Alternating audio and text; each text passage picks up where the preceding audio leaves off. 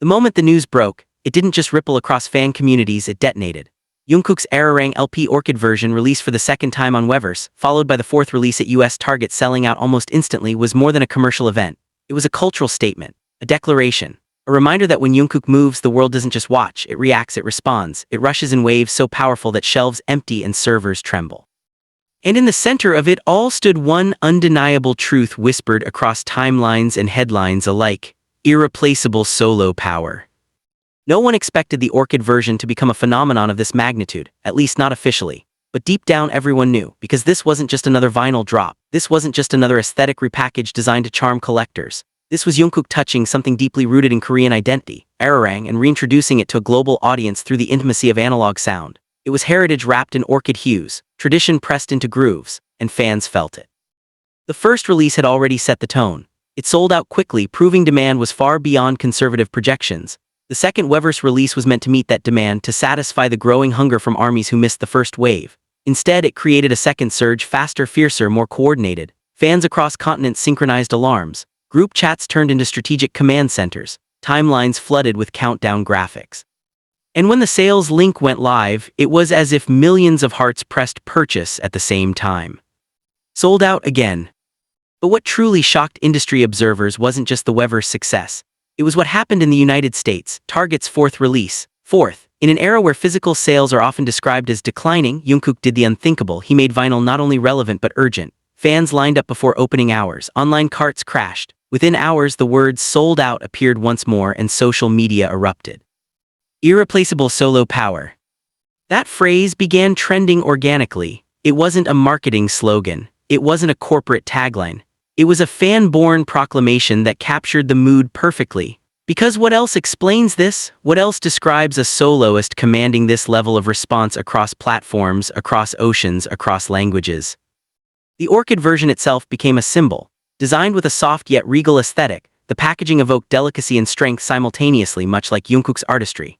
The Orchid, often associated with elegance, resilience, and rare beauty, felt like the perfect metaphor. Fans dissected every detail: the shade of purple, the texture of the sleeve, the typography choices, the subtle nods to traditional Korean motifs woven into modern design language. But beyond visuals, there was the music. Ararang is not just a song. It is a cultural treasure, a melody that carries centuries of longing, resilience, heartbreak, and hope. For Jungkook to reinterpret it was bold, risky, emotional, and yet he did so with reverence. His version didn't attempt to overpower tradition, it embraced it. His vocals, clear, controlled, haunting, moved like wind over mountains. The production was minimal yet expansive, allowing space for silence to speak as loudly as sound. Listeners described goosebumps, tears, a sense of connection that transcended pop fandom and entered something more ancestral. International fans began researching the origins of Ararang, discovering its variations across Korean regions, its historical significance during times of hardship, its role in preserving identity. Jungkook didn't just release a vinyl, he sparked cultural curiosity. Industry analysts scrambled to quantify the impact. Vinyl charts surged, retailers reported restock requests flooding in, resale markets saw prices skyrocket within hours of sellout confirmations, yet numbers alone couldn't capture the phenomenon, because this wasn't just commerce, it was devotion meeting artistry at precisely the right moment. Critics who once questioned whether BTS members could sustain individual dominance found themselves confronted with evidence impossible to ignore. Jungkook's solo endeavors had already proven formidable: digital streaming records, chart-topping singles, global brand power. But Ararang felt different. It wasn't a high-energy pop anthem designed for virality. It was introspective, cultural, timeless, and still it sold like a blockbuster. That's the paradox of Jungkook. He can command stadium-sized hype with dance tracks, yet whisper a traditional melody and cause just as much impact. His range isn't just vocal, it's conceptual, emotional, strategic. Fans often describe him as someone who understands balance instinctively. He knows when to explode with charisma and when to pull back into vulnerability. Ararang showcased the latter. There was restraint in his delivery, a maturity that signaled artistic growth, and perhaps that's what resonated most deeply, witnessing evolution in real time. Social media became a tapestry of reactions. Unboxing videos flooded feeds, capturing trembling hands carefully sliding vinyl from sleeves as if handling relics.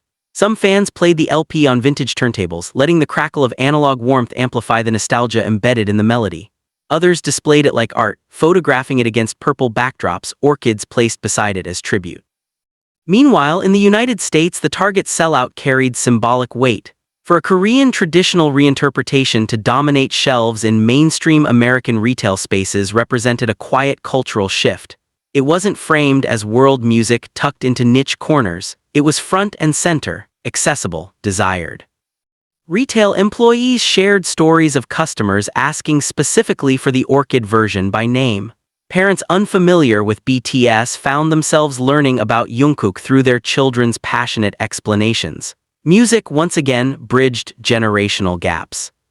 The phrase irreplaceable solo power continued trending not just as celebration but as defense.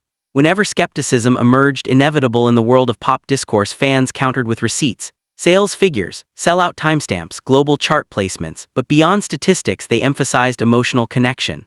Because irreplaceability isn't measured solely by numbers, it's measured by resonance. Jungkook's journey from youngest member to global solo powerhouse has always carried a narrative arc compelling enough for documentaries. Yet moments like this crystallize it. The boy who once nervously auditioned now commands international retail markets. The teenager who trained relentlessly now interprets centuries-old songs with authority and grace. Observers noted how strategic timing played a role. Releasing the Orchid version during a period of heightened interest in vinyl culture was savvy, but strategy alone doesn't guarantee sellouts. Plenty of artists attempt limited editions, few create frenzies. What sets Jungkook apart may be authenticity. Fans sense intention. They believe he chooses projects that matter to him, and when authenticity aligns with meticulous production quality, loyalty intensifies.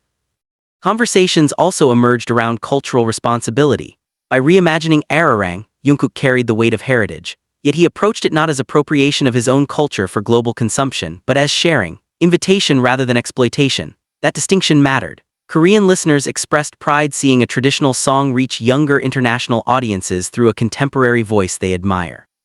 The Orchid version's color symbolism sparked analysis threads stretching thousands of words. Purple, long associated with BTS and ARMY, represents trust and lasting love.